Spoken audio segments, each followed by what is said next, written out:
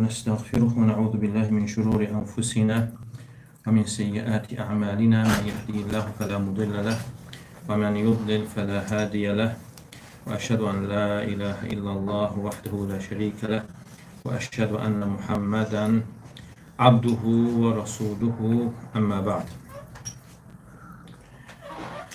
Tövhid kitabını devam ettirik. Tövhidin vacibliği bölümünü götürdük ve bundan sonra müəllif rahimehullah tövhidin fəzilətinə dair dəlillər gətirir. Yəni tövhidin fəziləti və tövhidin günahlara kəffarə olması. Tövhidin günahlara kəffarə olması, yəni insanın günahlarının silinməsinə səbəb olması. Əgər insan tövhidi gerçəkləşdirərsə, onun tələb etdiyinin yerinə yetirib və qadağan etdiyindən, çəkindirdiyindən çəkinərsə. Və dəlil olaraq müəllif rahimehullah Ən'am surəsi 82-ci ayəni gətirdi və bu ayədə tövhid əhli üçün 4 dənə hədiyyə keçir, fəzilət keçir. Onlardan birincisi əminamanlıqdır. Dünyada əminamanlıq, ikinci axirətdə əminamanlıq və üçüncü dünyada hidayət və dördüncü isə axirətdə hidayət üzərində olmaq. Yəni bu bir ayədən bu qədər fəzilətlər ortaya çıxır. Əllezine amanu və lem yelbisu imanahum bizulmin ulaika lahumul amn və hum muhtadun. O kəslər ki iman gətirər və iman gətirdikdən sonra imanlarına zülm qarışdırmazlarsa, onlar üçün əminamanlıq vardır. Həm bu dünyada və həmçinin axirətdə. Və ulaika humul muhtadun və onlardır muhtadunlar, hidayət üzərində olanlar. Yəni insanın əminamanlığının artması onun tövhidinə görədir. Yəni insan nə qədər tövhidini doğruldarsa, bir o qədər də əminlik içərisində olur, həm fərd olaraq və həmçinin tövhid əhli olan cəmiyyət olaraq və həmçinin axirətdə əminamanlıq içərisində. Çünki axirətin böyük dəhşətləri vardır. Yəni tövhid əhli o dəhşətləri hiss etməyəcəkdir. Yəni insanlar o dəhşətləri hiss etdiyi zaman tövhidi doğruldan insanlar qiyamətin dəhşətlərini hiss etməyəcəklər. Və üçüncü isə hidayətdir. Hidayət də nədir? İnsanın haqqı haqq olaraq görməsi və haqqa müvəffəq olması, batili batil kimi görüb batildən çəkinməsidir. Deməli, insan tövhidini doğrultduğuna görə Allah Teala insana haqqı haqq olaraq göstərir və haqqa müvəffəq edir. Amma nə vaxt ki, insanın təməlində tövhid yoxdur, təməl yoxdur, əsas yoxdur. Yəni insan əksinə görür. Tövhidi şirk görür, şirki tövhid görür, bidəti sünnət, sünnəti bidət. Deməli, insanın bir şey olduğu kimi görməsinə səbəb tövhiddir. Deməli, tövhid, la ilahə illallah kəlməsinə qədər uca və əzəmətli kəlmədir. Və həmçinin qeyd olundu ki, onlar axirətdə də hidayət üzərində olacaqlar. Sual ortaya çıxır ki, axirətdə məgər insana hidayətə ehtiyacı varmı? İnsan dünyadaykən, həyatdaykən mükəlləf sayılır. Bəs axirətdə dəlillər baxdığımız zaman axirətdə də insana hidayətə ehtiyacı var. Çünki Sırat körpüsünü tapmaq üçün. Sırat körpüsünə əvvəli zülmət qaranlıq olacaq. Yəni insanlar Sırat körpüsünə getmək əvəzinə cəhənnəmə düşənlər olacaqdır, Allah qorusun. Və həmçinin Sırat körpüsünə qalxdıqdan sonra, tapdıqdan sonra Sırat körpüsünün üzərində irəliləməsi də insanın tövhidinə görədir. Və insan nə qədər bu dünyada tövhidini doğruldarsa, bir o qədər də Sırat körpüsünü tapmağa müvəffəq olur və həmçinin onun üzərində doğru düzgün şəkildə sürətlə getməsinə müvəffəq olur. Və bundan sonra müəllif rahimehullah dəlil olaraq tövhidin fəzilətinə hədis gətirir. Bu hədis Ubadə ibn Samit radiyallahu anhudan gəlir. Qala Rasulullah sallallahu aleyhi və səlləm deyir ki, Allah Rasulü sallallahu aleyhi və səlləm belə buyurmuşdur. Mən şəhid ən la ilahə illallah vahdehu la şərikə lehu və ənə Muhammedən abduhu və rasuluhu və ənə İsa abdullahi və rasuluhu və kəlimətu əlqahə ilə Məryəm və ruhun min vəl cənnəti haqqun və nərə haqqun ədxələhullahu cənnətə alə mə kənə minəl əməl. Yəni kim la ilahə illallah şəhadətini gətirərsə, şəhadət gətirərsə ki, Allahdan başqa ibadətə haqqı olan məbud yoxdur. O təkdir, onun heç bir şərik yoxdur. Muhammed sallallahu aleyhi və səlləm onun qulu və elçisidir. İsa aleyhisselam onun qulu və rasuludur. Və Məryəmə təlqin etdiyi kəlməsidir və ondan olan bir ruhdur.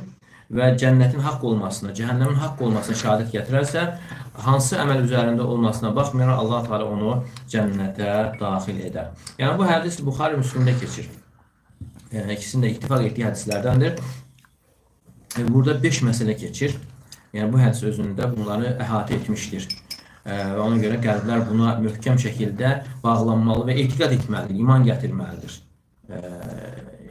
Yəni bəziləri, yəni hansı ki batil əqidə sahibləri və görürsən ki, bunları düzgün iman gətirmir, təhrif edir. Mən şəhidə ən la ilahə illallah vəhdəhu la şərikə ləh. Yəni kim şəhadət gətirərsə ki, Allahdan başqa ibadət haqqı olan məbud yoxdur, o təkdir, şəriki yoxdur. Yəni Allahın təkliyinə şahidlik gətirmək. Və bu şəhadət elm üzərində olur. Yəni şahidlik gətirirsə, deməli insan bunu elm üzərində olmalı, bilərək. Və həmçinin o şahidin, yəni şəhadət gətirənin sadiqliyi olmalıdır. Və həmçinin gətirdiyi şəhadətin gərəktirdiyinə əməl etməlidir. Əgər bir insan şəhadətinin gərəktirdiyinə əməl etmirsə, Allah Teala buyurur ki, illə mən şəhidə bil haqq və hum ya'lemun. Yəni onlar bildiyi halda haqqa şahidlik edərlər. Şəhidə bil haqq, yəni haqqa şahidlik edərlər, yəni la ilahə illallah kəlməsinə. Və bildiyi halda və həmçinin Allah Teala buyurur ki, fə'ləm ənəhu la ilahə illallah. Bil ki, Allahdan başqa ibadətə haqqı olan məbud yoxdur. Bil. Yəni öyrən. Səhih Müslimdə də hədis keçir ki, mən mətə və huvə ya'ləmu ənəhu la ilahə illallah dəxaləl cənnə. Yəni kim öldüyü zaman Allahdan başqa heç bir ilahın, yəni ibadətə layiq bir məbudun olmadığını iman bilərsə, bildiyi halda ölərsə, Allah Teala onu cənnətə daxil edər. Və bu şəhadətin yəni qəbul olma əsaslarındandır ki, yəni böyük əsaslarından elmdir, yəni insanın bilməsi. Əmmən yəqul əşhədu ən la ilahə illallah. O ki qaldı insan deyir ki, əşhədu ən la ilahə illallah, amma bilmir nə dediyini, dediyinin mənasını bilmir. Və yaxud da onu səhv şəkildə başa düşür. Və yaxud da bəziləri kimi la ilahə illallahı rububiyyət izahı verir.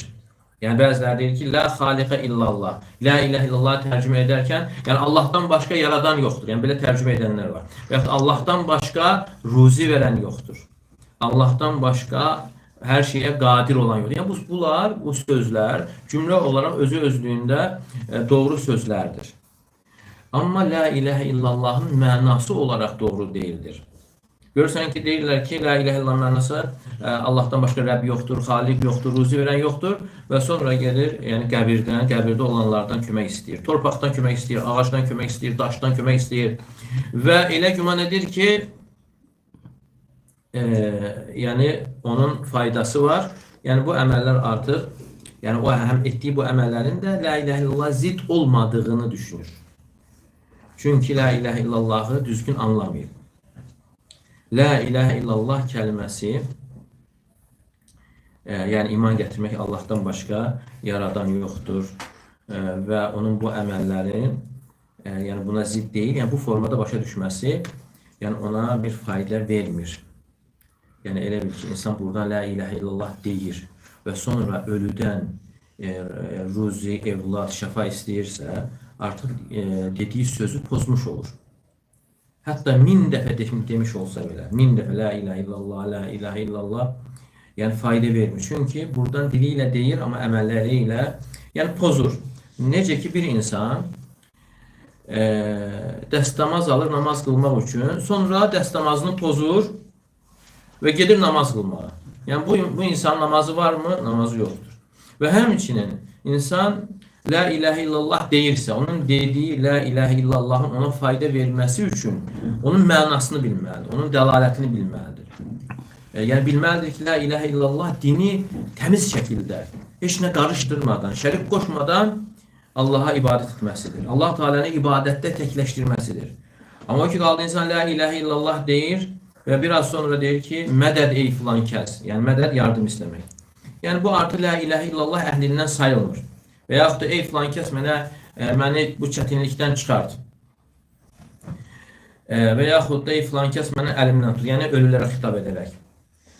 Mən sənin qapına sığınıram. Yəni bu kimi sözlər, yəni bunlar açıq aydın şirk sayılır.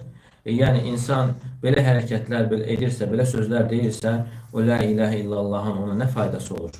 Əgər onun etdiyi əməllər bu dediyi sözə ziddirsə. Və buna görə də insan la ilahe illallah deyirsə, onun dəlalətini bilməlidir. Yəni nə qədər qövmlər olub ki, deyiblər, mənasını anlamayıblar, sonra belə əməllərə düşürlər. Amma kim tövhidi anlayarsa və ixlası bilərsə, la ilahe illallah kəlməsinin dəlalət etdiyi mənanı və bunu etiraf edərək boyun əyərsə, Allahın izni ilə o insan salamatçılıq içərisində olar.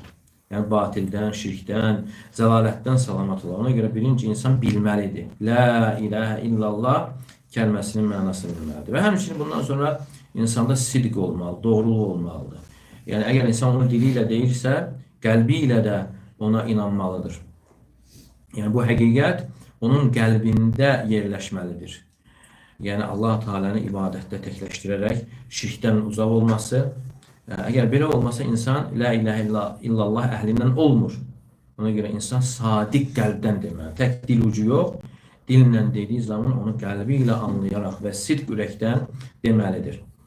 Və bundan sonra da la ilahe illallah kəlməsinin tələb etdiyi, gərəkdirdiyi ibadəti, itaəti insan yerinə yetirməsi və o da ixlasdır. İxlas da nədir? İbadəti təmiz şəkildə Allaha yönəltmək.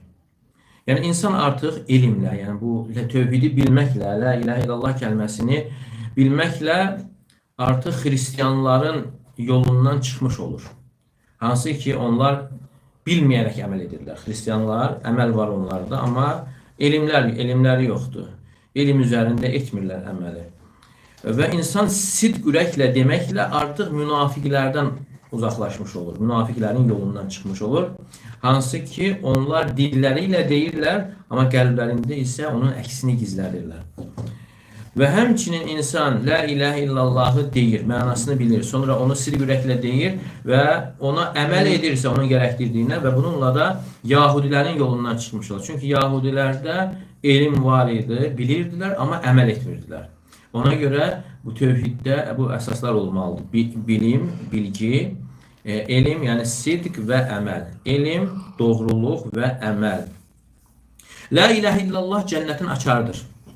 Lakin bu açar fayda vermir, yəni o qaydalar olmasa.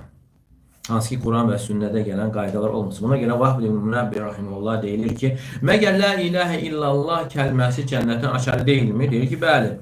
Lakin elə bir açar yoxdur ki, onun dişləri olmasın.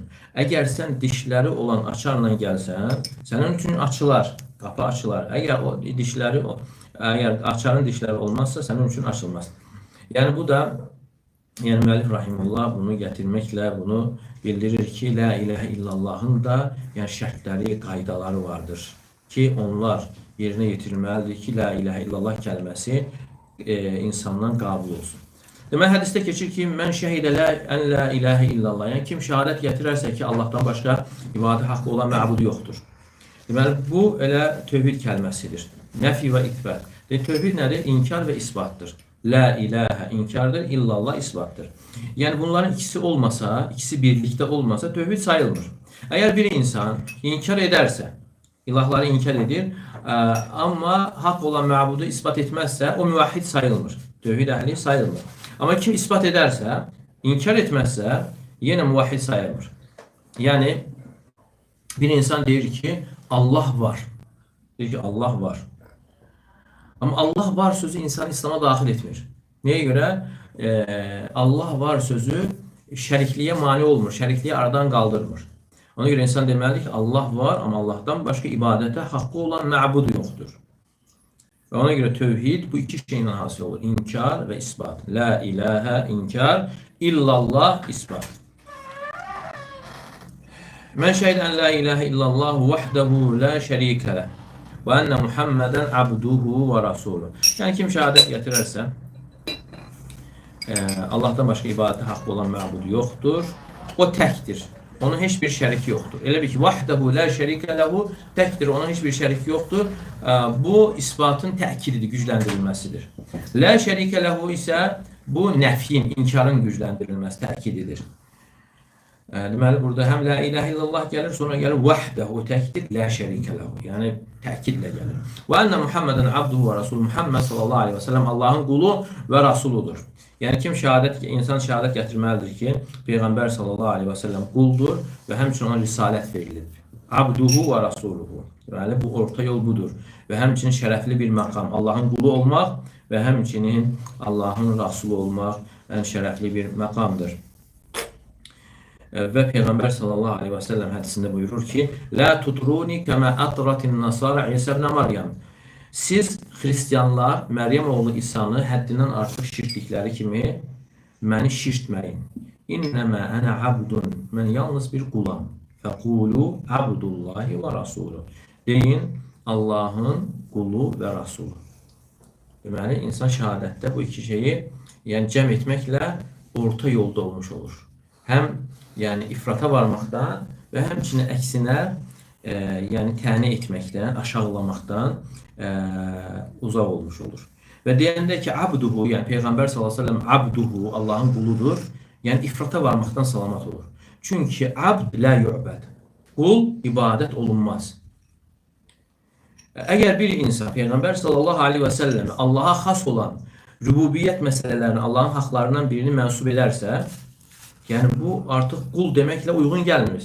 Sən buradan deyirsən quldur, amma sonra Allaha aid olan bir şeyi Peyğəmbər sallallahu aleyhi və səlləm insan verirsə, bu düz gəlmir. Əl-abdə la yu'bad. Çünki qul ibadət olunmaz.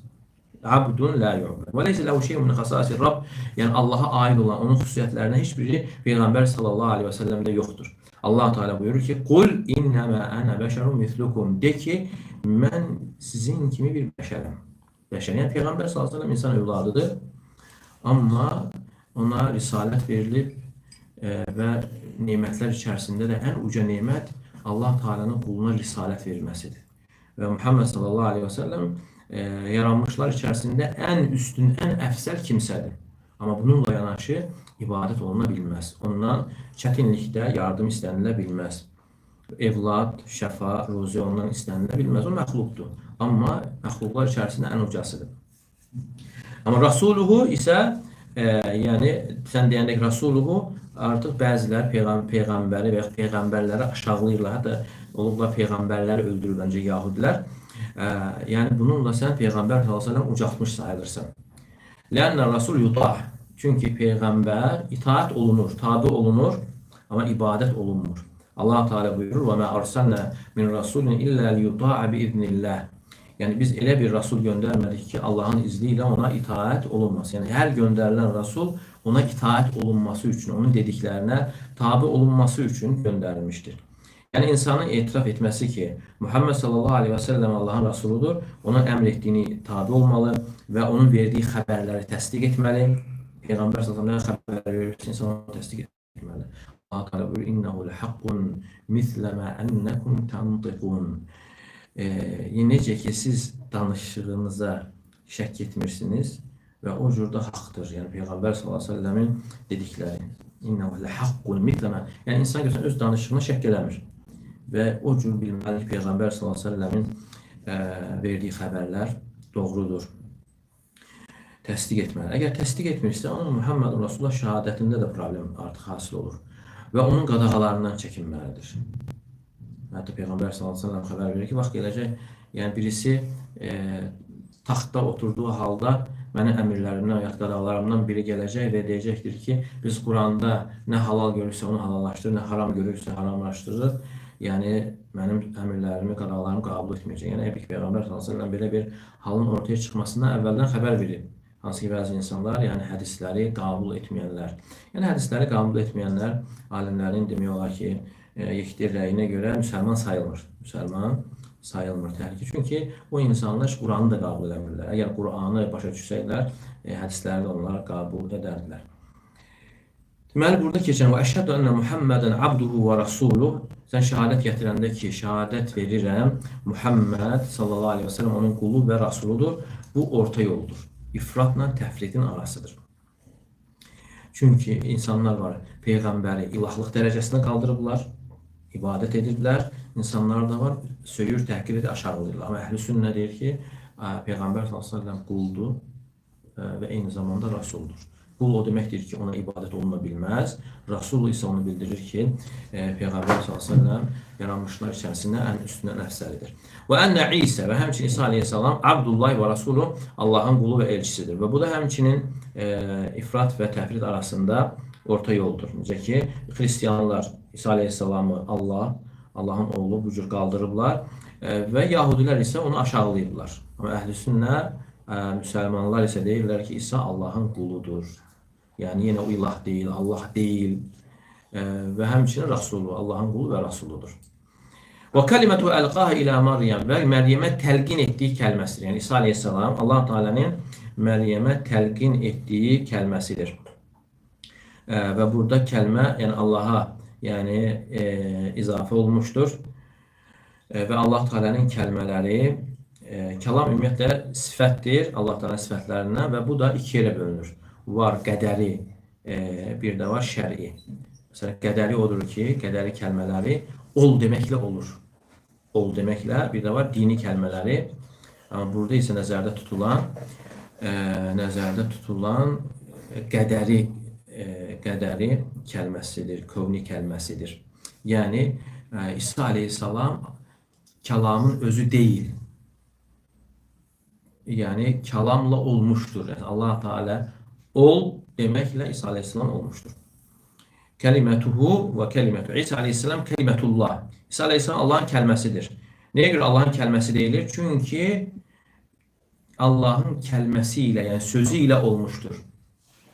Yəni İsa aleyhissalam o sözün özü deyildir. Allahın sözünün özü deyildir. Yəni bəzən insan izahı bilməyəndə, sözü oxuyanda yəni düzgün anlamaya bilər. Yəni Allahın kəlməsidir deyəndə, yəni kəlmənin özü deyil İsa aleyhissalam. İsa aleyhissalam ol deməklə Allahın kəlməsi ol, o da olmuşdur. Necə ki Allah Teala Əl-İmran surəsində buyurur: "İnnə məsələ İsa indallahi kəməsəli Ədəm." İsa aleyhissalamın Allah qatında misalı Adəm aleyhissalamın misalı kimidir. "Xalaqahu min turab." Adəm aleyhissalam torpaqdan yaratmış. "Thumma qala lehu kun feyekun."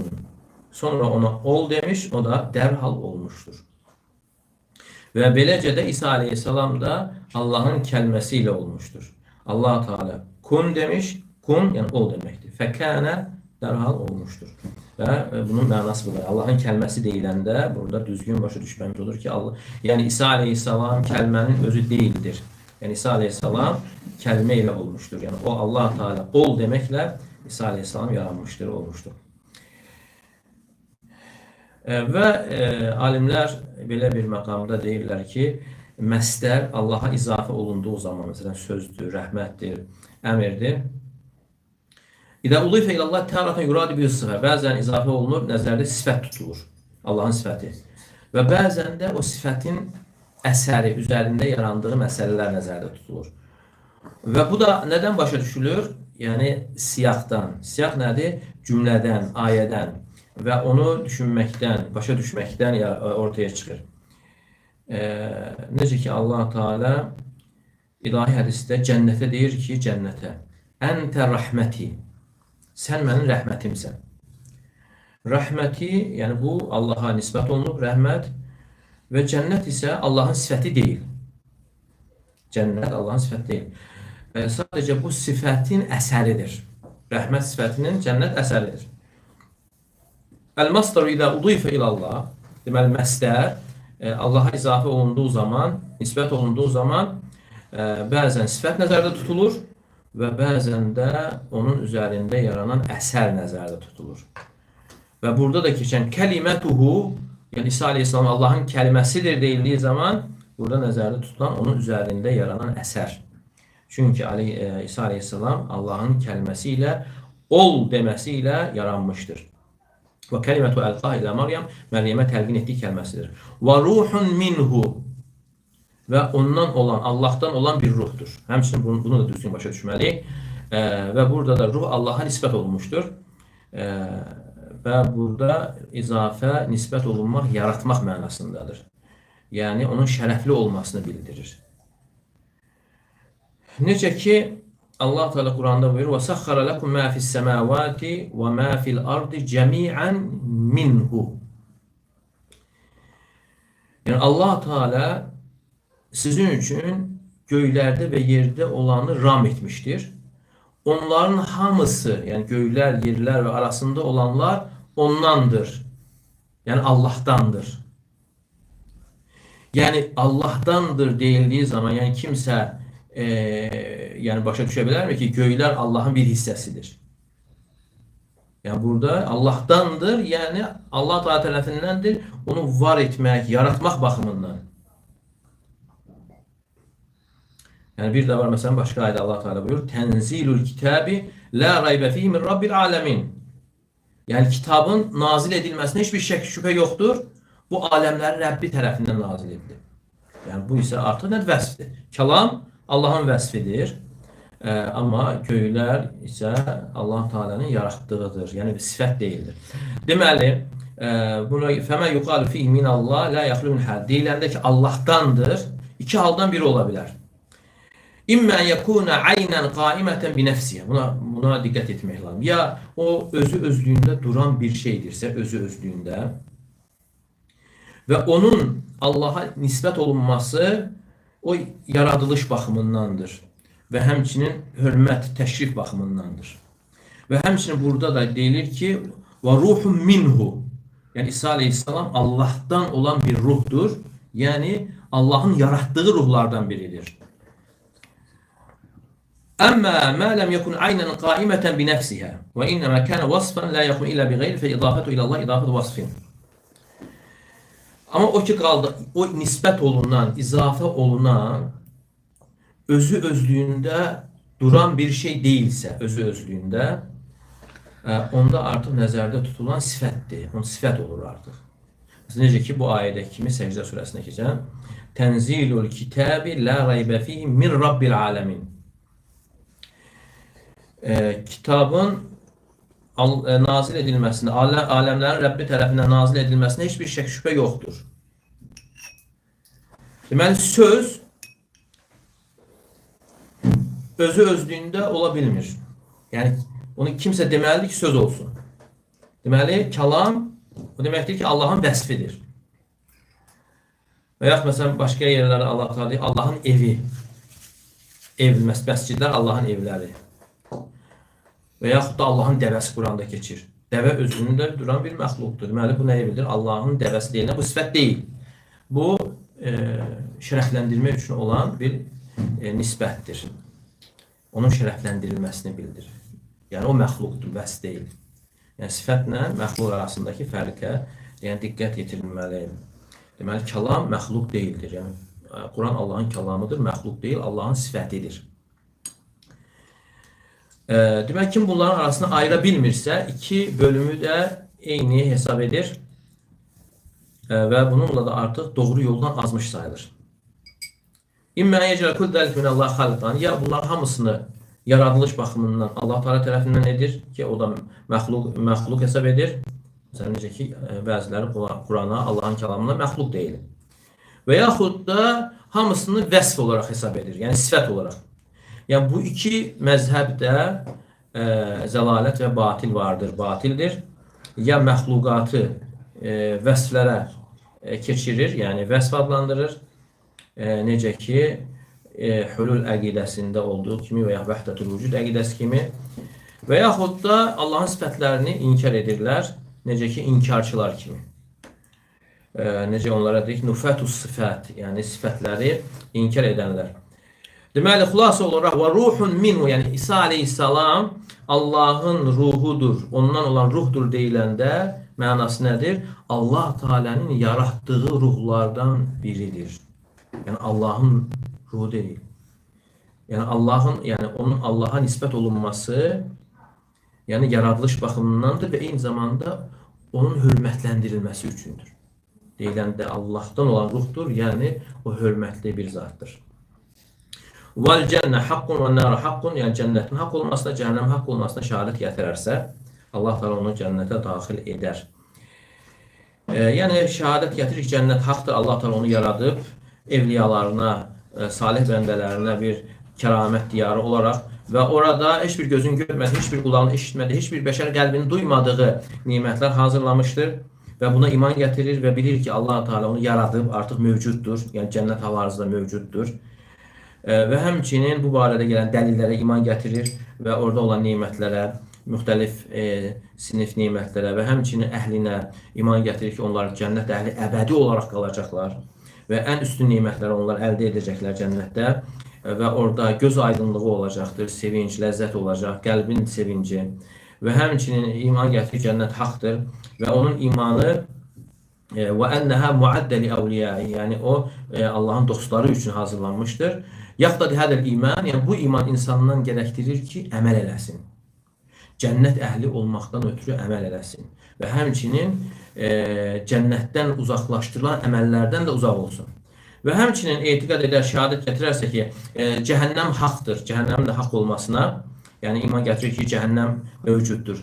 Yəni Allah Teala cəhənnəmi əzab diyarı olaraq hazırlamışdır. Allahın qəzəbinə gələnlər üçün və Allahın əmrlərini yerinə yetirməyənlər üçün və həmçinin iman gətirir ki, orada müxtəlif növ əzablar vardır. Cəhənnəm əhli üçün hazırlanmışdır və onun əhli kafirlərdir. Onlar orada da əbədi olaraq qalacaqlar və kim cəhənnəmə iman olduğu halda günahlarına görə girərsə, onlar əbədi qalmayacaqlar və onların cəhənnəmə girməsi təmizlənmək üçün olacaqdır. Sonra onların məalı, son dönüş yeri cənnətdir.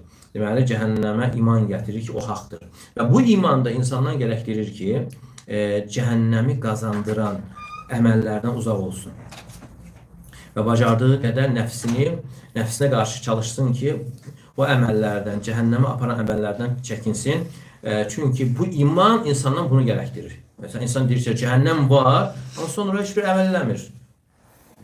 Cəhənnəmə aparan əməllər. Elə ki, onun imanında problem var. Əgər məsələn bir insan deyirsə ki, yəni bu yol, əgər bu yolla getsən, məsafə uzaqdır və orada kələ-kötürdür, uçurumlar var və qorxuludur və birdən sən oraya düşə bilərsən. Və ənə nəs kəthir zəhəb və saqa və bir çox insanlar gediblər, düşüblər, həlak olublar və bunu bilir ki, bu haqdır, sonra özünü yenə o yola atır. Bunu bildiyi halda.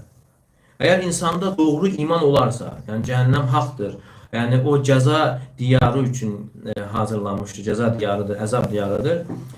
Vəl-əmələti hiyə səbəb liduxulin nar və həmçinin cəhənnəmə aparan, cəhənnəmə daxil olmaq üçün səbəb olan əməllər də artıq kitabda və sünnədə keçib.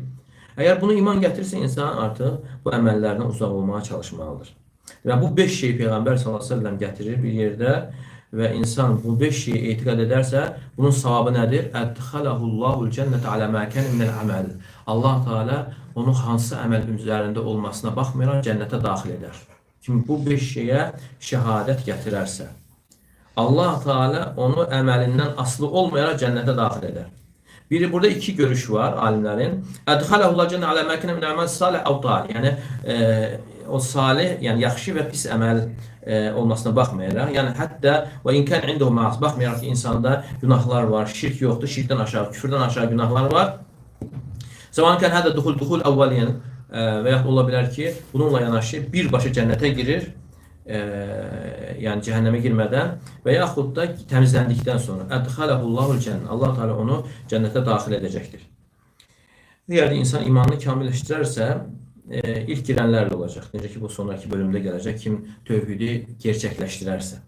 İkinci ehtimal isə odur ki, ədxələhullahul cənnə alə məkənə minəl əməl, ey mən yədxulunəl cənnətə mənaziləhum fil cənnə və dərəcə bihəsəbi əməlihim lə yəkununə kulluhum fi müstəvə əv dərəcə vahidə fil cənnə. Yəni, kimdir cənnətə daxil olacaqsa, onlar əməllərinə görə o dərəcələri əldə edəcəklər. Yəni, hamısı eyni dərəcədə olmayacaqdır. Bəl-əmru kəmə qalə Allah Azə və Cəl və işdə Allah Teala'nın dediyi kimi olacaqdır. Və likullin dərəcətu mimmə amilu. Onların hər birinin etdiklərinə görə, əməllərinə görə dərəcələr olacaqdır. Və liyufiyahum a'malahum və hum la yuzlamun. Allah Teala onların əməllərinin mükafatını tam şəkildə verəcək və onlara əsla zülm olunmayacaq, yəni haqsızlıq olmayacaqdır. Yəni Allah Teala onu ikinci mənaya görə, əməlinə görə cənnətə daxil edəcəkdir. Yəni onlar o əməllərinə görə cənnətdə uca dərəcələri qazanacaqlar. Deməli, bu hədis, inşallah digər hədislər də gətirir, bu hədis tövhidin fəzilətinə dəlalət edir. Yəni kim bunlara şəhadət gətirərsə, Allahın tək olmasına, Allahdan başqa ibadətə haqq olan məbudun olmamasına iman gətirərsək, yəni ibadət layiq olan Allah Teala'dır, başqaları batildir və Peyğəmbər sallallahu əleyhi və səlləmin Allahın qulu və elçisi olmasına, İsa əleyhissalamın həmçinin Allahın qulu və elçisi olmasına iman gətirir və Allahın kəlməsi olmasına, Məryəm əleyhissalama təlqin etdiyi və həmçinin Allahdan bir ruh olmasına, olan izahlarını keçdi və cənnətin və cəhənnəm haqq olmasına iman gətirərsə, şəhadət gətirir, Allah Teala əməlindən asılı olmayaraq onu cənnətə daxil edər. Deməli, sözsüz ki, necə də böyük bir fəzilət. İnsan haqq şəhadəti gətirərsə və qeyd olundu ki, insan bunun üçün artıq nə etməlidir? Həm bilməlidir və həmçinin insanda sadiqlik olmalıdır. Bildiyi halda sidq ürəklə yerinə yetirməlidir. O sözlər dedikdən sonra və üçüncü isə əməl gəlir, yerinə yetirmək. Elm, sidq və əməl. Elm, sidq və əməl. Yəni insan la ilahə illallahı deyirsə, onun mənasını bilməli. Sonra onu dediyi zaman sidq ürəklə deməli. Necə ki, bununla artıq münafiqlikdən qurtarır. Çünki münafiqlər dilləri ilə deyirlər, amma qəlbləri ilə gizlədirlər, əksini küfrü gizlədirlər. Və bir də ondan sonra gəlir onun tələb etdiyini yerinə yetirmək. Bununla kifayətlənir. İnşallah suallar varsa suallara keçirik.